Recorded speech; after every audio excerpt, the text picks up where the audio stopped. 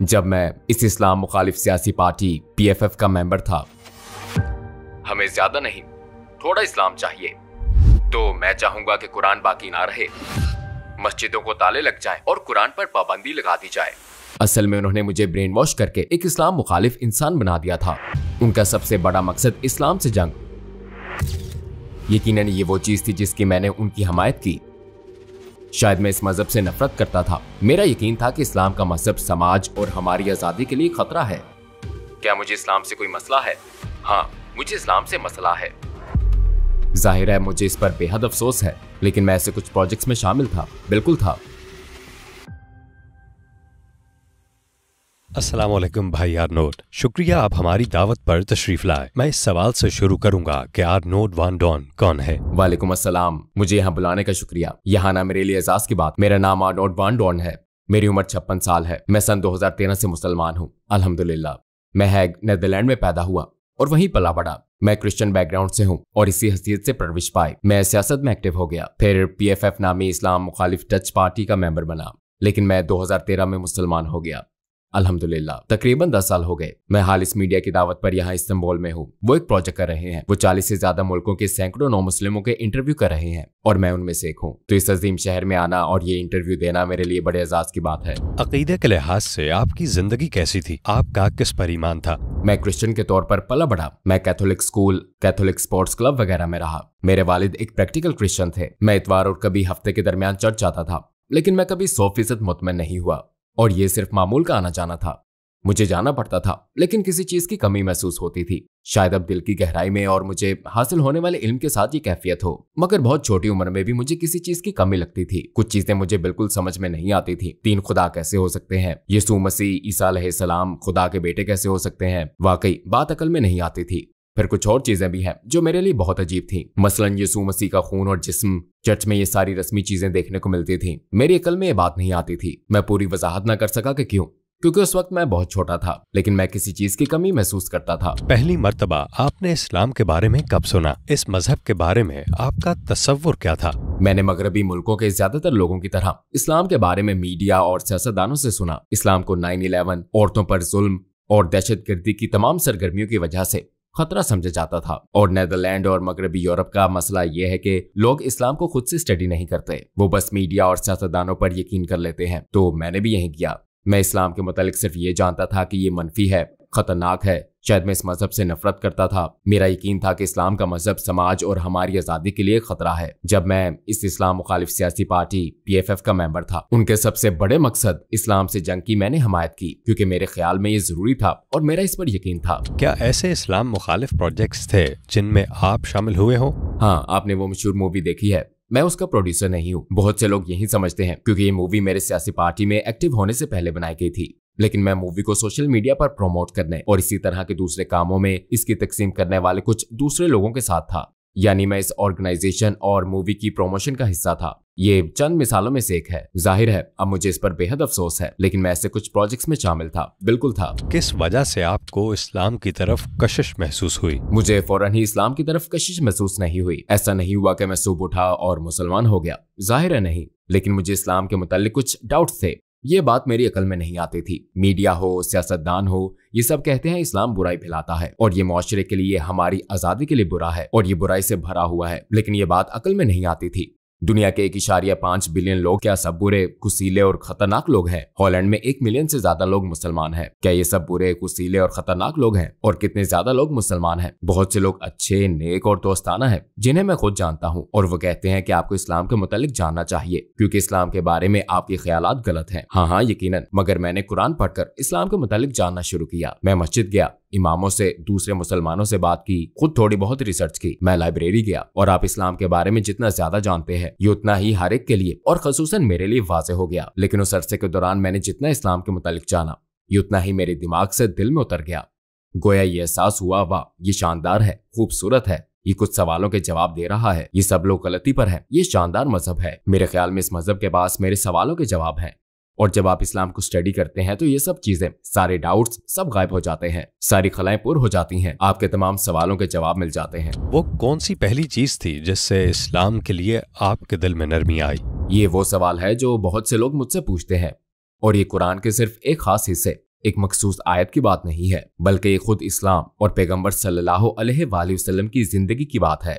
यह नेदरलैंड में किताब है, इसका नाम है मोहम्मद और ये आप सल्लल्लाहु अलैहि वसल्लम की जिंदगी पर है। इसने भी मुझे बहुत मोटिवेट किया। मेरे लिए तो ये एक रिसर्च थी। मैं इस्लाम के मुतालिक स्टडी कर रहा था और ये मेरी मुफाद परस्ती के बायस बहुत सुस्त रफ्तार अमल था। यानी ठीक है, मैं इस्लाम को स्टडी करूंगा, लेकिन ये सब झूठे हैं और ये सच नहीं है। ये मुझे ब्रेन वॉश कर रहे हैं। मस्जिद में होने वाली बातें, हाँ वो बहुत अच्छी होती हैं, लेकिन मेरे ख्याल में ध्यानदार नहीं थी। लेकिन आप जितना ज्यादा सीखते हैं, आप खुले जहन से इस्लाम पर जितनी ज्यादा रिसर्च करते हैं, खुले दिल खुले जहन के साथ ये करना बहुत जरूरी है, तो फिर आप सच का इनकार नहीं कर सकते। बहरहाल एक लंबे सफर के बाद एक गैर मुस्लिम से तकरीबन मुसलमान होने तक मुझे तकरीबन 1 साल लगा, लेकिन आखिरकार मुझ पर यह वाज़ेह हो गया कि इस्लाम एक शानदार मजहब है और 2013 में मैंने कलमा पढ़ लिया, अल्हम्दुलिल्लाह। आप उन लोगों के बारे में कैसा महसूस करते थे जो इस्लाम के खिलाफ ये सारा झूठा प्रोपेगेंडा कर रहे थे? मैं असल में मिसगाइड हो गया था। मेरा हमेशा से एक ख्याल था कि नेदरलैंड और मगरबी यूरोप में मीडिया दयानतदार और मकसीदियत का हामिल है, और यही ख्याल सियासतदानों से भी मुतालिक था कि वो दयानतदार और अक्लमंद लोग होते हैं, वो हमारे लिए, हमारे तहफ़्फ़ुज़ और हमारी रहनुमाई के लिए है। लेकिन मैंने उन्हें धोखेबाज महसूस किया। मतलब जब आप इस्लाम के बारे में जानते हैं तो आपको ये भी मालूम होता है कि इस्लाम के मुतालिक उनकी हर बात गलत है, ये मनफी है। तो मैं असल में बहुत मायूस हो गया था, क्योंकि उन्होंने मुझे ब्रेन वॉश करके एक इस्लाम मुखालिफ इंसान बना दिया। आपने कलमा कैसे पढ़ा? क्या आप हमें उन लम्हों में ले जा सकते हैं? अस्सलामुअलैकुम भाइयों और बहनों, हमने देखा है कि हमारे 80% नाजरीन बाशुमूल इस वीडियो के ने हमारे चैनल को सब्सक्राइब नहीं किया है। जैसा कि आप जानते हैं, हम एक गैर मुनाफा बख्श तंजीम है और हमने अपनी वीडियोस पर एड्स बंद रखी हैं। लिहाजा हम सिर्फ इसलिए कह रहे हैं ताकि सच्चाई को फैलाया जाए। ये एक छोटा सा अमल लग सकता है, लेकिन इंशाअल्लाह ये बहुत से लोगों के लिए रहनुमाई का जरिया होगा। आइए अब सब्सक्राइब बटन पर क्लिक करें और एक साथ चलें अब्दियत की तरफ।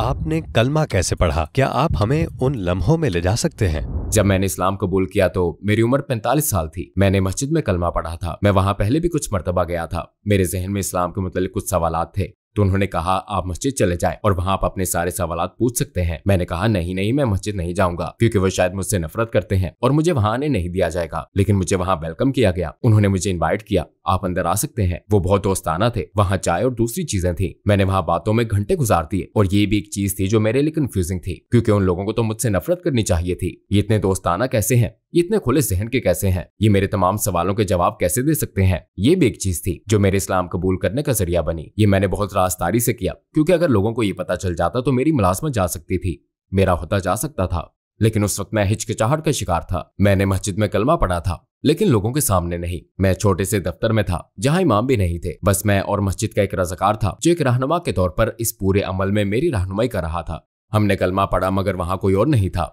तो असल में इस्लाम के बारे में जानने की शुरुआत से लेकर मेरा कलमा पढ़ने तक ये चंद दिनों, चंद हफ्तों की बात नहीं थी। इसमें मुझे 1 साल लग गया था। ये एक रोलर कोस्टर की तरह था। कभी मैं बहुत ज्यादा मोटिवेट हो जाता और कभी मैं इस पर सोचता भी नहीं था। लेकिन इस अरसे में ये वाज़ेह हो गया था कि इस्लाम खूबसूरत है, और आखिरकार अल्हम्दुलिल्लाह 2013 में मैंने कलमा पढ़ लिया था। जब आपने कलमा पढ़ा तो उस वक्त कैसा महसूस हुआ? क्या आपको सुकून और इत्मीनान महसूस हुआ था? हाँ बिल्कुल। शैतान तो मौजूद ही है। आखिरी मिनट में भी वहां वो सरगोशी कर रहा था, नहीं ये मत करो, और ये कि तुम ब्रेन वॉश हो गए हो, रुक जाओ। इस्लाम कबूल करने से 5 मिनट पहले तक भी। लेकिन कलमा पढ़ने के बाद महसूस हुआ जैसे बहुत भारी बोझ उतर गया हो। मैंने हकीकी खुशी महसूस की। मैं अपना एहसास बयान नहीं कर सकता।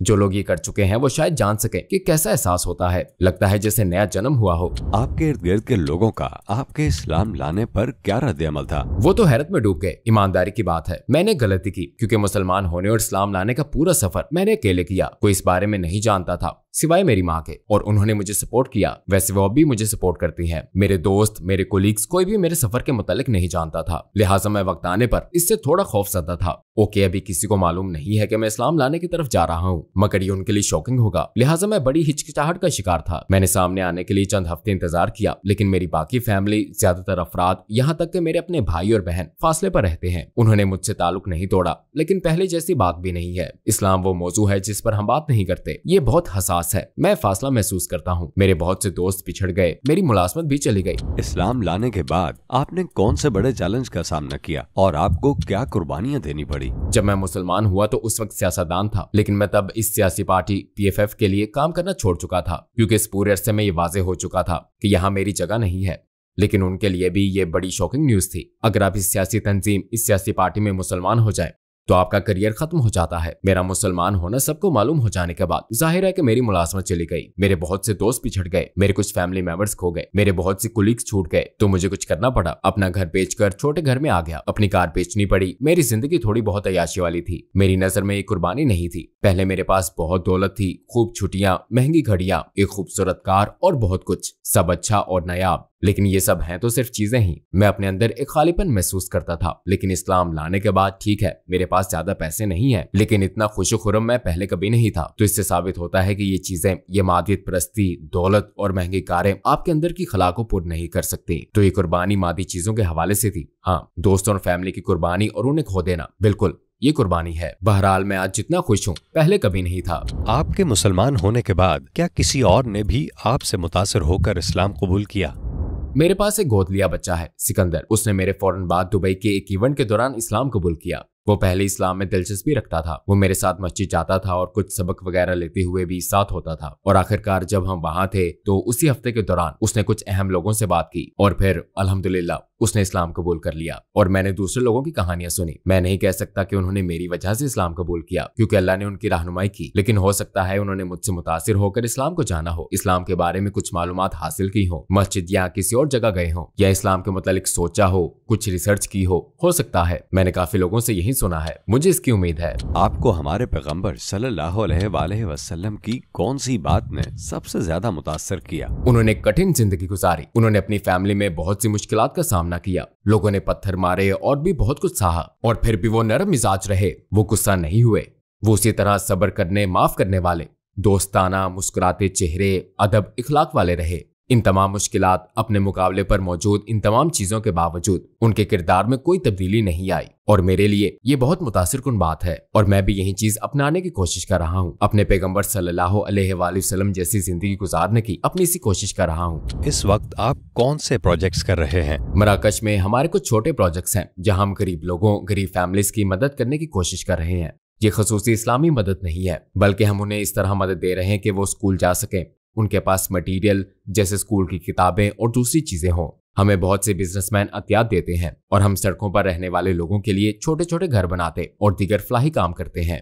छोटे छोटे काम, हम छोटे बच्चों के लिए इवेंट्स ऑर्गेनाइज करते हैं और जाहिर है इस्लाम के मुतालिक भी बात करते हैं। यहाँ ऐसे लोग भी हैं जो मुझसे ज्यादा इस्लाम जानते हैं, क्योंकि मैं एक्सपर्ट नहीं हूँ, आलिम नहीं हूँ। वो मुझे इस्लाम के बारे में बताते हैं, आप क्या कर सकते हैं, कैसे बेहतर मुसलमान बन सकते हैं, और हम दावा के जरिए भी अतियात जमा करने की कोशिश करते हैं। अगर आपको दुनिया के तमाम गैर मुस्लिमों से बात करने का मौका मिले और आपके पास सिर्फ 1 मिनट हो, तो आप उनसे क्या कहेंगे? मेरा पैगाम होगा कि मीडिया की बात ना सुने, उन सियासतदानों को ना सुने जो इस्लाम के बारे में मनफी बात करते हैं। खुद अपनी रिसर्च करें। आप पर हमेशा अपने इल्म की जिम्मेदारी आयद होती है। अगर आपको कोई चीज समझ ना आए तो रिसर्च करें, और ये बहुत आसान है। सोशल मीडिया पर बेशुमार मवाद है। आप इस्लाम के बारे में बहुत कुछ पढ़ सकते हैं। मस्जिद जाएं, इमाम से बात करें, मुसलमानों के पास जाएं, इस मजहब के बारे में बात करें, और मीडिया और सियासतदान जो आपको बताएं उस पर अंधाधुंध एतमाद न करें। खुद अपनी रिसर्च करें, तब आपको मालूम हो जाएगा इंशाअल्लाह कि इस्लाम ही मसाइल का हल है और इस्लाम ही सच है। भाई अरनोद, इस खूबसूरत इंटरव्यू के लिए आपका शुक्रिया। मुस्तकबिल के प्रोजेक्ट्स में आपसे मुलाकात रहेगी इंशाअल्लाह। इंशाअल्लाह मैं जरूर वापस आऊंगा इंशाअल्लाह। मुझे बुलाने पर एक बार फिर बेहद शुक्रिया।